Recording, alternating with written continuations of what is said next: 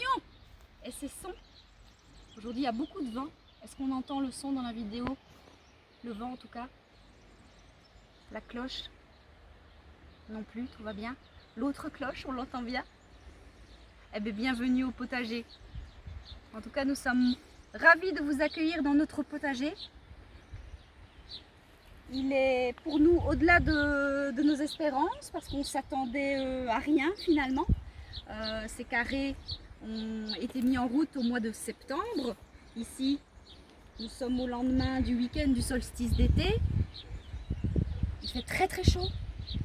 Aujourd'hui, ce sont des Portugaises, donc elles devraient tenir le coup.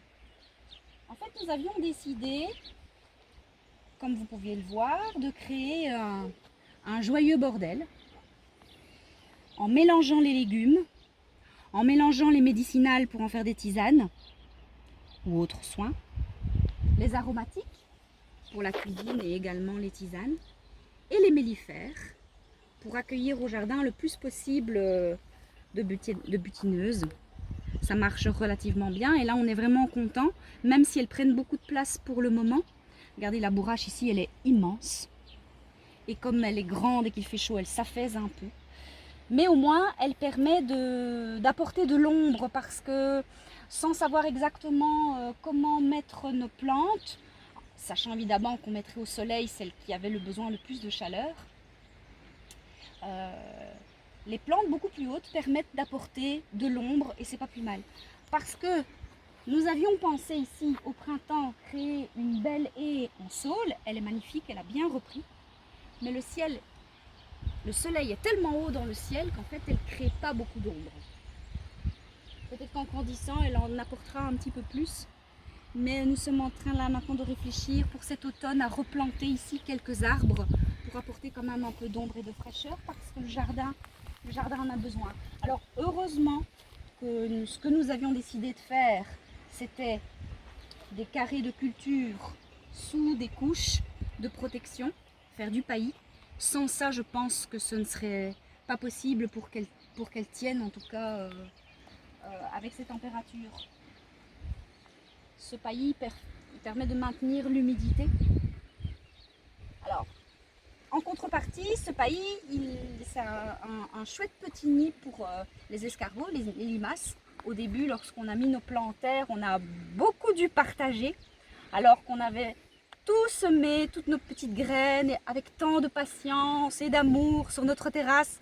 Alors quand on décide de les mettre au jardin, qu'elles sont toutes petites et que le lendemain, la moitié est partie, c'est un peu rageant. Donc on a dû faire un petit peu de partage. J'ai fait un peu de récolte de limaces aussi et d'escargots.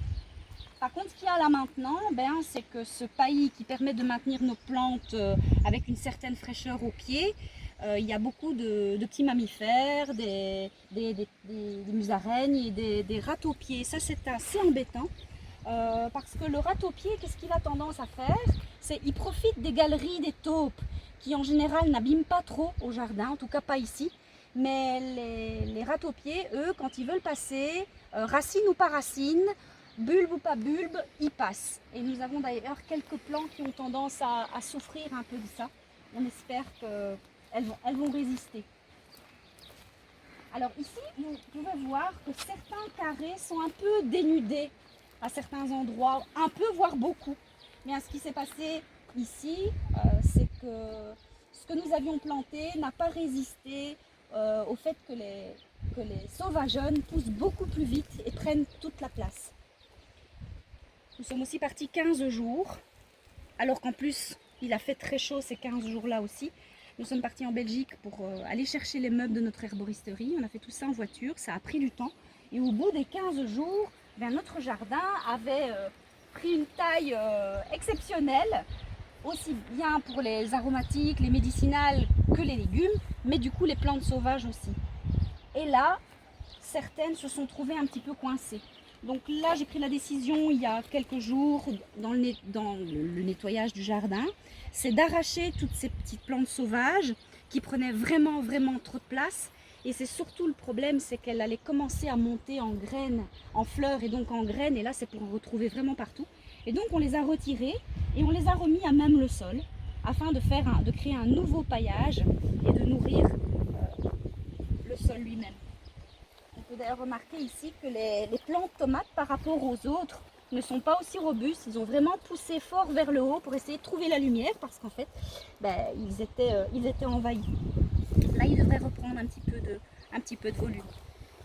Ce carré-ci, je le trouve vraiment magnifique parce qu'il y a de belles lignes.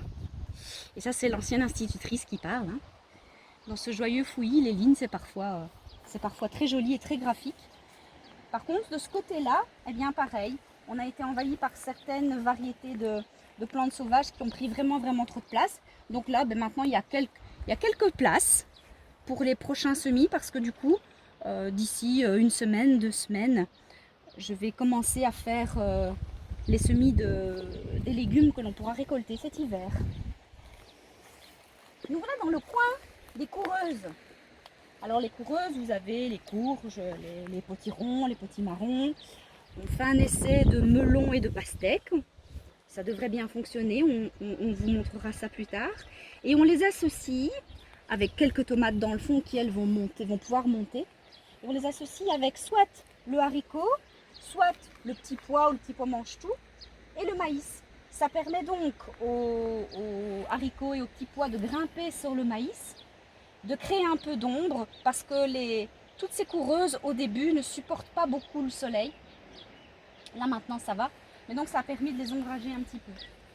C'est la pleine saison pour le moment du haricot. Haricots et salade, on va pas s'en plaindre, c'est à tous les repas. Par contre hier j'ai cueilli tous les petits pois mange-tout parce que nos plants ici sont malades. Ils ont eu un coup de chaud, il y a une maladie qui s'installe. Alors c'est pas très grave.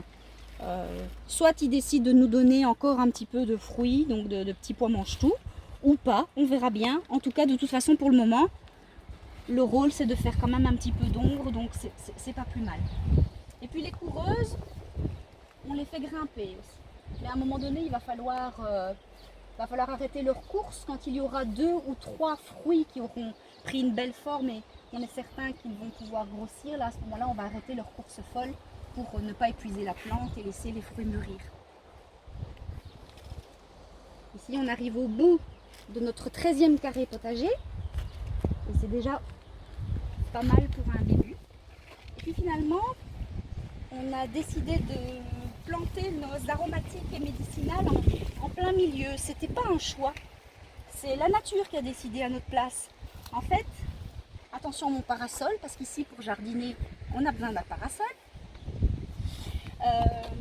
Au mois de décembre, donc juste avant Noël, il y a eu beaucoup de pluie, beaucoup d'inondations. Et ce qui s'est passé, c'est que comme on est entouré par la montagne, à des vallées de la montagne de l'eau, mais c'est de l'eau qui était chargée en terre, en sable, assez gros d'ailleurs, et en petits cailloux. Et donc, c'est venu par le dessus du mur recouvrir cette zone et vraiment recouvrir notre paillage qui était de la même qualité que le reste. Et donc du coup on s'est dit, eh ben voilà, c'est ici que viendront nos aromatiques et médicinales puisqu'elles ont besoin je ne vais pas dire de moins de confort, mais elles ont besoin de moins de richesse au niveau du sol. Elles n'aiment pas trop qu'on donne de l'engrais par exemple. J'ai mélangé dans ce double carré les sauges apiana. Les sauges par contre, c'est les seules petites plantes que l'on a achetées en plant et pas en graines pour faciliter le démarrage, puisque c'est pas si simple de faire démarrer une sauge apiana, je précise, c'est la sauge pour faire la fumigation. Les 20 plants sont arrivés dans une caisse en carton grande comme ça, ils étaient tout petits, et là maintenant, ben regardez, ça c'est une seule sauge. Je les ai mariés avec le bleuet, que je vais ici commencer à récolter.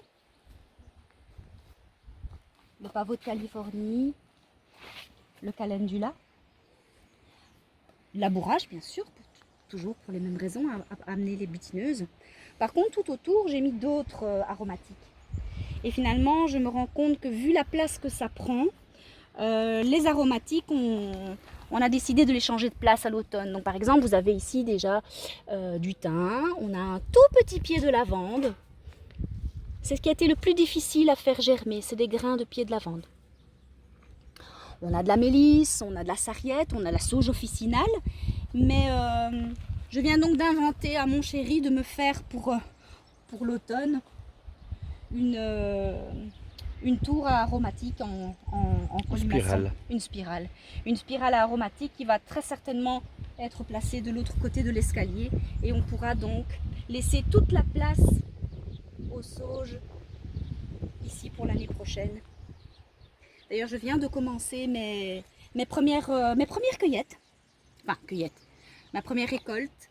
Je laisse un tiers de la plante parce qu'elle commence pour certaines à vouloir monter en fleurs. Donc je laisse un tiers. Les 2 tiers, je coupe les branches et je les mets en séchage. Et comme je vous expliquais tout à l'heure, celle-ci, elle souffre. Et on suppose vraiment, parce qu'il n'y a vraiment rien à l'extérieur, on suppose qu'en dessous, il y a une galerie d'un râteau-pied, très certainement, qui a dérangé la racine. Elle tient le coup pour le moment. J'espère vraiment qu'elle va pouvoir résister à ça. Alors je vais vous montrer maintenant un petit coin insolite qui n'était pas du tout prévu à l'effet qu'on lui a donné. Et ceci donc sert maintenant de cabanon à séchage. Et ça marche assez bien. Alors vous allez pouvoir remarquer qu'il est beaucoup trop petit, puisque je n'ai taillé que 3 sauges Apiana et j'en ai quand même 20 en tout. Donc là il va me falloir un peu plus de place. Et donc je pense que le travail pour l'automne prochain est prévu aussi de refaire d'autres cabanons à côté. Pour un séchage optimal, que ce soit une plante pour une tisane ou que ce soit pour en faire des bâtons de fumigation, on a besoin d'un lieu qui soit le plus sombre possible, aéré et chaud. Donc pas d'humidité, mais pas de soleil non plus. Donc parce qu'on est ici au Portugal, pour le moment, c'est la meilleure façon de faire. On verra maintenant, on va améliorer les choses petit à petit. En tout cas pour cette première visite du jardin, non cette deuxième pardon, visite du jardin, c'est terminé pour aujourd'hui. En tout cas, on pense fort à vous, prenez grand soin de vous.